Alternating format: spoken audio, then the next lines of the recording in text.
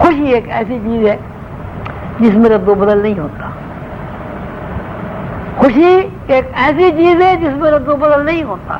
لیکن اگر ایک دفعہ خوشی میں رد و بدل ہو جائے پھر خوشی آدمی کو اگر میسر آتی ہے تو بہت مشکل مراحل سے گزر کر میسر آتی ہے. شعور کیا ہے؟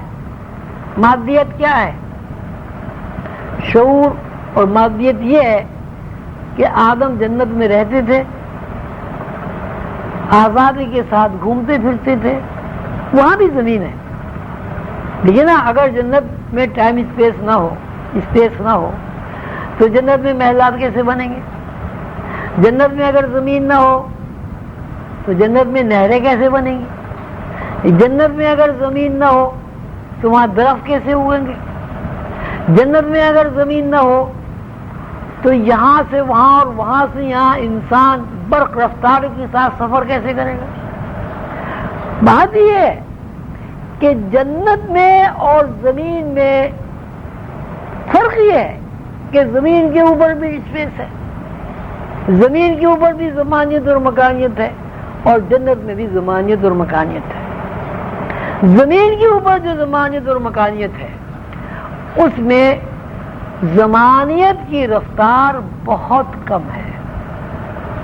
مثلا کل بھی یہ ذکر ہو رہا تھا جمعے میں تقریر میں کہ انسان جو جنت میں رہتا تھا اس کی رفتار یہ تھی کہ وہ 1 گھنٹے میں 1000 میل سفر کر سکتا. مثال کے طور 1 گھنٹے میں 1000 میل وہ سفر کر سکتا تھا. جنت کا جو شعور ہے، جنت کے شعور میں رہتے ہوئے آدم 1 گھنٹے میں 1000 میل سفر کر سکتا ہے. مثال ہے. اور جب آدم نے 1 گھنٹے میں 1000 میل سفر کرنے والے شعور کی نفی کر دی تو وہ زمین پر آ گیا اور اس کی رفتار 1000 میل سے گھٹ کر 1 گھنٹے میں 3 میل رہ گئی. جنت میں بھی شعور ہے، جنت میں بھی اسپیس ہے، جنت میں بھی ٹائم ہے، زمانیت ہے، مکانیت ہے. زمین پر بھی زمانیت مکانیت ہے. زمین پر بھی آدمی کھاتا پیتا ہے، جنت میں بھی کھاتا پیتا ہے. زمین کے اوپر بھی گھروں میں رہتا ہے، جنت بھی محلات میں رہتا ہے. صورت حال یہ ہے کہ یہاں شہد کا چھتا ایک محدود نہر ہے.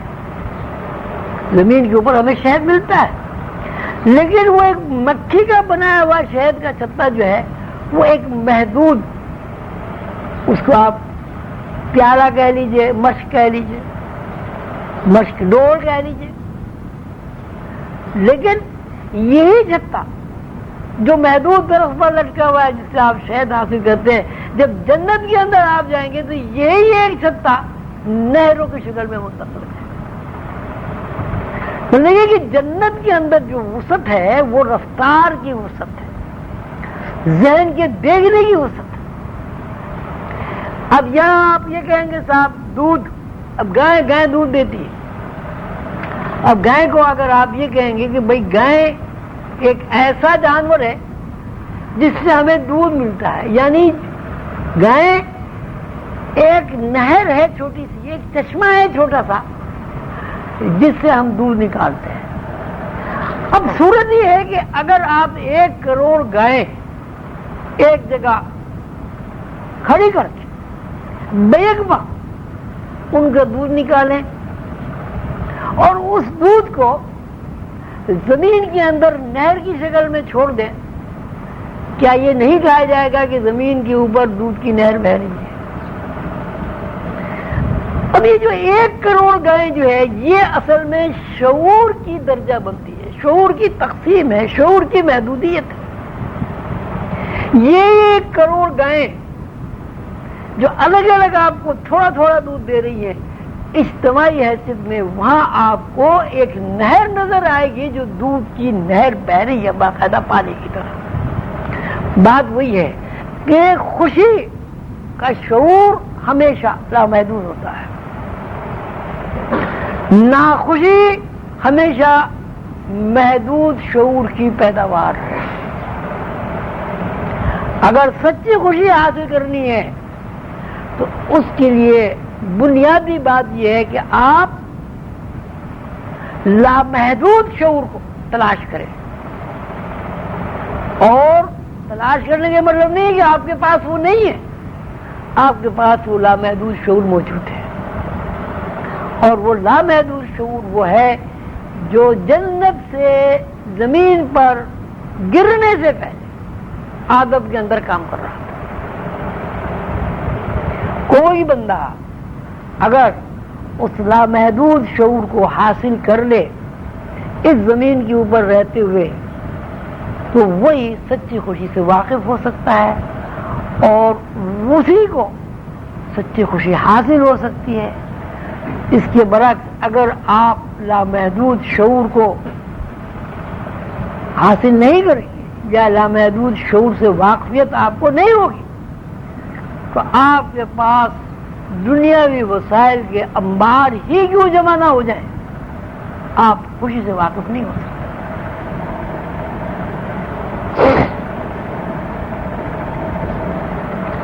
اب اس بات کو آپ کے لیے ضروری ہے کہ اپنی زندگی کا تجزیہ کریں، اپنے والدین کی زندگی کا تجزیہ کریں، اپنے اسلاف کی زندگی کا تجزیہ کریں.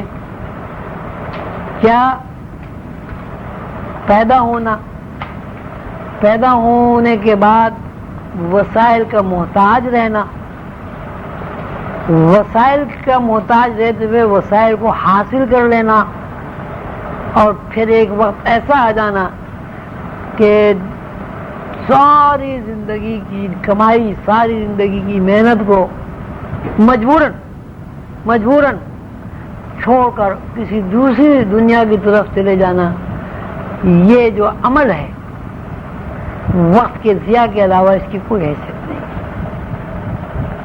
آپ نے 50 سال کی میں 60 سال میں اپنی پوری انرجی صرف کر کے اپنے لیے آسائش و آرام کا سامان مہیا کیا اور ابھی آپ اس آسائش و آرام سے پوری طرح مستفید بھی نہیں ہوئے تھے کہ آپ اس دنیا سے اس دنیا میں اس طرح چلے گئے کہ زمین کے اوپر آپ کا وجود ہی قائم نہیں رہا.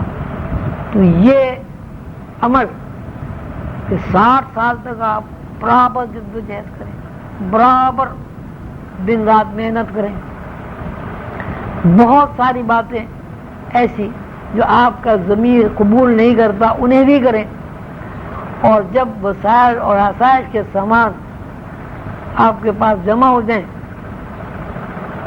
آپ سے وہ وسائل چھین لیے جائیں اور آپ بالکل محروم خالی ہاتھ اس دنیا سے چلے جائیں تو ظاہر ہے ان وسائل کی اور اہمیت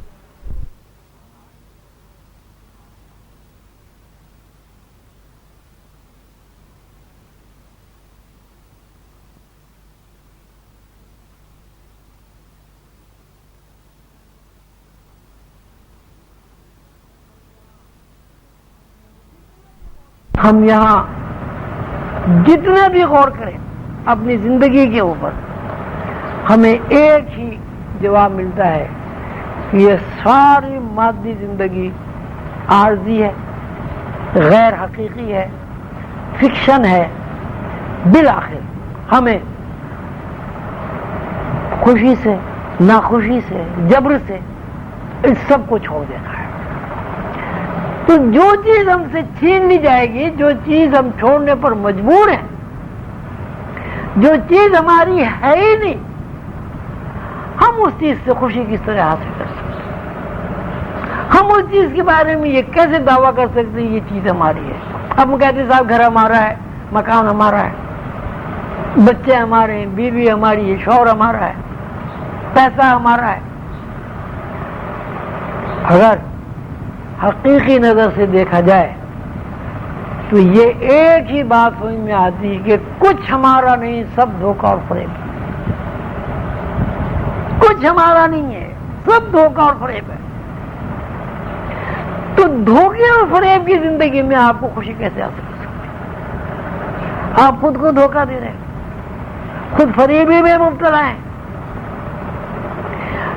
غیر حقیقی چیز کو حقیقی سمجھ رہے ہیں، عارضی چیز کو مستقل کہہ رہے ہیں۔ تو آپ کے کہنے سے کوئی غیر حقیقی چیز حقیقی نہیں بن جائے گی،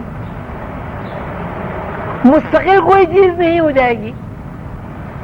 ایسا بھی نہیں ہوگا کہ جو کچھ آپ نے اپنے لیے بنا لیا ہے یا آپ نے جس چیز پر ملکیت کا دعویٰ کر دیا ہے وہ ملکیت آپ کی رہے گی، ایسا بھی نہیں ہے۔ لاکھوں سال کا تجربہ آپ کے سامنے ہے۔ اب یہ بات تجربے سے ثابت ہوتی ہے، مشاہدے سے ثابت ہوتی ہے کہ اگر یہاں اس دنیا میں رہتے ہوئے آپ زندگی اس طرح گزاریں کہ ہر چیز کو اس کی اپنی اصل کے مطابق دیکھیں، یعنی وہ عارضی ہے، آپ کی ملکیت نہیں، آپ سے چھین لی جائے گی، اس صورت میں آپ اس دنیا میں ایک مہمان کی طرح رہیں گے، ایک مسافر کی طرح رہیں گے۔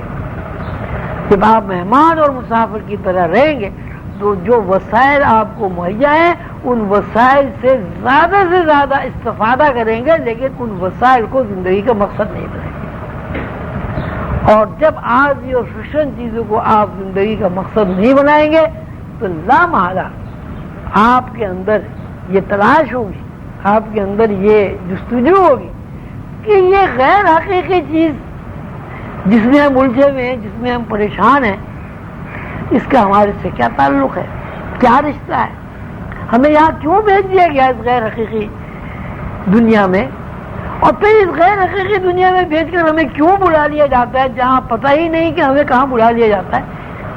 پھر آپ کو اس بات کی تلاش ہوگی کہ حقیقی دنیا دراصل ایک ایسی دنیا ہے کہ جو اس غیر حقیقی دنیا سے بالکل مختلف ہے، اور اس غیر حقیقی دنیا میں رہتے ہوئے اگر کوئی بندہ حقیقی دنیا کو تلاش کر لیتا ہے تو چونکہ حقیقی دنیا میں خوشی کے علاوہ کچھ نہیں ہے، کوئی پریشانی نہیں ہے، کوئی بیماری نہیں ہے، کوئی تنگ دستی نہیں ہے، کوئی معاشی مجبوری نہیں ہے، تو جب حقیقی دنیا میں آپ اس غیر حقیقی دنیا سے نکل کر قدم رکھیں گے اور آپ کا جو شعور ہے وہ شعور اس بات کو تسلیم کر لے گا کہ یہ دنیا غیر حقیقی ہے، اب آپ کے اوپر سچی خوشی کا دروازہ کھلے گا۔ لیکن اگر آپ اس دنیا کو حقیقی سمجھیں گے، اس دنیا کو